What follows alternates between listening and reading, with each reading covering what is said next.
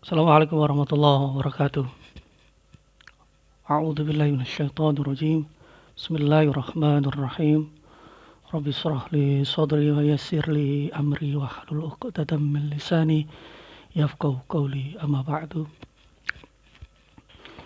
Qala Allah ta'ala fil Qur'anil 'azim. A'udzu billahi minasyaitonir rajim. Bismillahirrahmanirrahim. Wa anna sa'ata atiyatul la raiba fiha wa anna allaha yab'atsu man fil kubur. Dan sesungguhnya hari kiamat itu pastilah datang, tak ada keraguan padanya, dan bahwasanya Allah membangkitkan semua orang di dalam kubur. Al-Hajj ayat 7. Shadaqallahul adzim. Teman-teman, untuk video kali ini saya akan membahas tentang pertanyaan orang yang di situ memakai embel-embel dia itu sudah tercerahkan, dia itu dalam kesadaran tinggi, dia sudah mencapai Sidratul Muntaha katanya. Padahal Sidratul Muntaha itu benar-benar ada di sana tempatnya, namanya. Kayak seperti desa Gayam, desa Garam, ada tempatnya, ada namanya Garam, pasti mempunyai filosofi atau sejarah. Di sana ada garam banyak gitu. Sidratul Muntaha itu pun juga seperti itu. Di sana terdapat ilmunya Allah, kolam, ya kan, terus takdir-takdir buku-buku itu yang dulu laulaga yang Muhammad itu disodorkan oleh kolam. Oh, ini film bagus, ini ada aktornya Nabi Muhammad ini, kalau bukan karena dia tidak akan saya jadikan film ini. Itu maksudnya Sidratul Muntaha. Ternyata sekarang dibuat orang, oh saya sudah mencapai Sidratul Muntaha, pencerahan, atas nama pencerahan. Ya, terus apa pertanyaannya? Katanya pencerahan, mengatasnamakan makrifat dan tasawuf, tetapi seakan-akan mengolok-ngolok ajaran yang dibawakan oleh Nabi Muhammad. Dogma lah, apalah. Padahal dogma itu kan tidak pantas untuk dijadikan sebagai bahasa untuk ajaran yang benar-benar hak, nyata gitu loh. Kecuali saya mendogma seseorang jangan tidur di tengah pintu, nanti jodoh kamu lama, apa sukar cari jodoh. Lah itu dogma, kayak doktrin. Lah ini agama dikatakan dogma. Apa sih Mas, kok apa yang dibahas itu? Gini pertanyaannya. Kamu itu ya terlalu percaya dogma agama bahwa surga neraka itu seperti ini. Apa kamu pernah masuk surga neraka? Apa kamu sudah mati? Apa kamu sudah mengalami kiamat? Lah, inilah pertanyaan iblis yang mengkamuflase dirinya di dalam sebuah kesadaran dan sebuah pencerahan. Padahal ini bukan nur, tapi nar dari iblis. Oke, saya akan menjelaskan bagaimana sih tasdiknya, makom tasdik dari seorang sahabat Sayyidina Abu Bakar As-Siddiq radhiyallahu anhu ketika itu. Kini saya bagi arahan dan bagi cerita tentang bagaimana si Abu Bakar As-Siddiq itu terlalu percaya dan membenarkan apa-apa yang dikatakan oleh Nabi ketika Isra Mi'raj. Begini Mas, Nabi itu satu, tidak pernah berbohong, dari kecil sampai muda tidak pernah berbohong. Nabi kita itu polos orangnya, baik orangnya, bahkan beliau dijuluki Al-Amin di masyarakat Arab, tidak pernah berbohong. Nomor satu ya. Jadi Abu Bakar Siddiq memang benar-benar tahu sifat dan karakter Nabi Muhammad itu tidak pernah berbohong. Yang kedua, Nabi Muhammad itu buta huruf ummi, tidak bisa membaca dan tidak bisa menulis. Karena dari kecil sampai dewasa beliau tidak punya ayah dan ibu. Beliau yatim piatu. Jadi Abu Bakar As-Siddiq Sangat mudah untuk membenarkan apa-apa yang diucapkan dan diberitahukan oleh Nabi Muhammad. Karena apa? Satu, beliau adalah Al-Amin. Nomor dua, dia tidak bisa tidak bisa membaca dan menulis. Ummi. Kalau seandainya beliau bisa membaca dan menulis, mungkin beliau membaca sejarah-sejarah tentang kitab Injil, kitab apa yang telah menceritakan tentang surga neraka dan ini dan itu. Tapi Nabi Muhammad itu tidak bisa membaca dan bisa menulis, tapi beliau bisa menerangkan tentang Al-Aqsa. Al-Aqsa itu ada ini, ada ini. Kok bisa? Dan kembali lagi, siapa yang ada di balik Nabi Muhammad? Siapa? Pencipta alam semesta. Jika Anda menanyakan kami, bagaimana Anda kok bisa percaya tentang surga dan neraka? Karena Anda kan belum mati. Karena saya percaya dengan Nabi Muhammad. Dan Nabi Muhammad adalah utusan yang punya alam semesta dan seisinya. Bahkan yang punya surga neraka.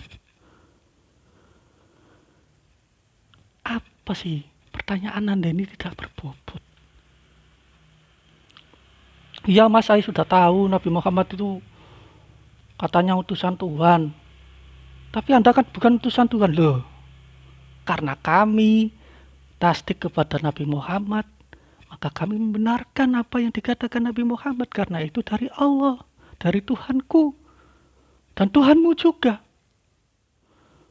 Gini analoginya ya mas, tak kasih tahu analoginya. Saya ini yang umpamanya, saya ini ponakannya Presiden Pak Prabowo Subianto. Saya ini ya, di Jawa Timur ini sudah masyhur, saya ini ponakannya Presiden Prabowo Subianto. Terus saya sering hubungan dengan Bapak Presiden.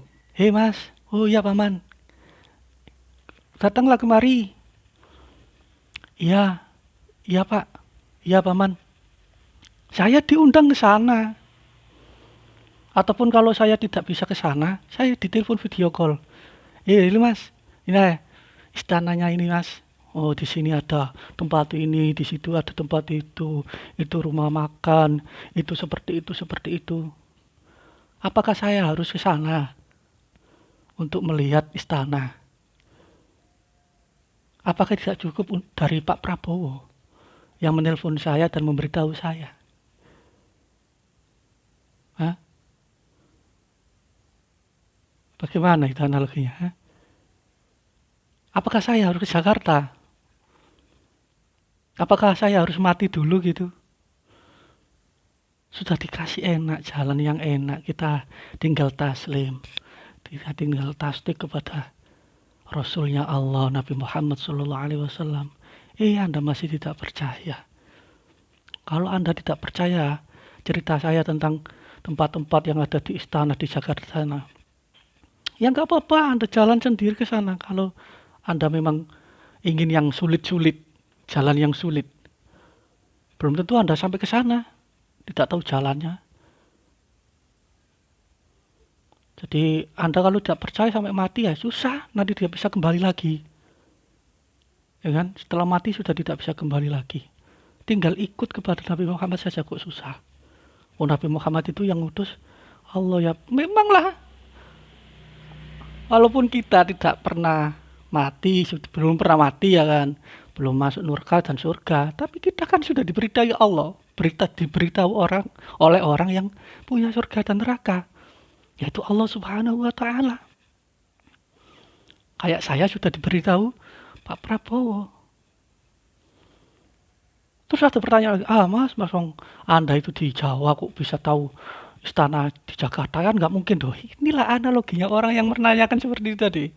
Anda belum mati kok sangat yakin dengan surga neraka. Doh, inilah kesalahan Anda. Pertanyaan Anda ini sangat jahilun murokab.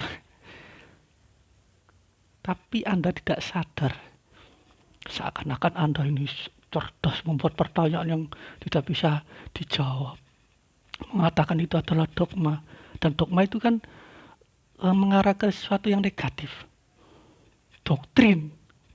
Begitu. Sangat tidak etis bagi orang yang menganggap dirinya itu sudah tercerahkan. Emang Anda, pikir Anda saja yang sudah tercerahkan? Hah? Emang Anda sendiri yang sudah di makom kesadaran? Hah?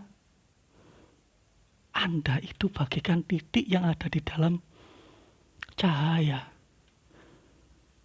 Anda itu terlalu sombong, menganggap Anda ini tidak tersentuh oleh kejahilian Anda. Anda itu adalah titik itu, kejahilian itu. Menganggap Anda dilingkupi oleh kesadaran tinggi. Dan Anda menganggap orang yang di dalam kegelapan itu seperti orang syariat, tidak tahu apa-apa, tidak berkesadaran. Oke lah, kami akan terima. Walaupun saya ini orang tasawuf juga, saya akan terima dianggap orang yang dalam kegelapan. Tidak apa-apa, saya dalam kegelapan, tapi saya ikut orang yang bertitik putih, yaitu baginda Nabi Muhammad Sallallahu Alaihi Wasallam. Kami memang tidak tahu apa-apa, Mas. Kami dan orang-orang syariat memang tidak tahu apa-apa, tidak tersadarkan oleh Anda yang seakan-akan tersadarkan dan tercerahkan. Kami ikut titik putih yang ada di dalam kegelapan. Kegelapan itulah yang membuat kami diberikan Allah hidayah. Kegelapan itulah yang membuat kami merasa hina dina. Karena di dalam kegelapan ketidaktahuan itulah ada cahaya titik putih, yaitu Nabi Muhammad Sallallahu Alaihi Wasallam. Anda jangan merasa Anda di dalam cahaya, tetapi Anda adalah titik hitam itu sendiri. Itulah yin dan yang. Jangan anggap Anda di dalam lingkungan orang putih berkesadaran tinggi, tetapi Anda adalah titik hitam itu sendiri. Dan titik hitam itu adalah kejahilian Anda. Itu adalah titik dari iblis laknatullah alaih. Biarkan orang syariat Anda kata-katai tidak berkesadaran lah, tidak sampai sidratul muntaha lah, tidak dalam pencerahan, tidak apa-apa. Kami dan orang-orang syariat yang ikut Nabi, tasdik kepada Nabi, kami memposisikan kami dalam ketidaktahuan. Itulah yang diharapkan oleh Nabi. Ketidaksombongan, kepolosan, ketaatan sebagai hamba yang tidak tahu jalan. Jangan sampai seperti iblis, seakan-akan dia itu tercerahkan, seakan-akan dia itu berkesadaran tinggi, padahal di dalam dirinya ada titik hitam. Dia tidak sadar bahwa dirinya telah sombong dan menghina orang-orang yang ikhlas mengikuti ajaran baginda Nabi Muhammad Sallallahu Alaihi Wasallam. Sekian dari saya.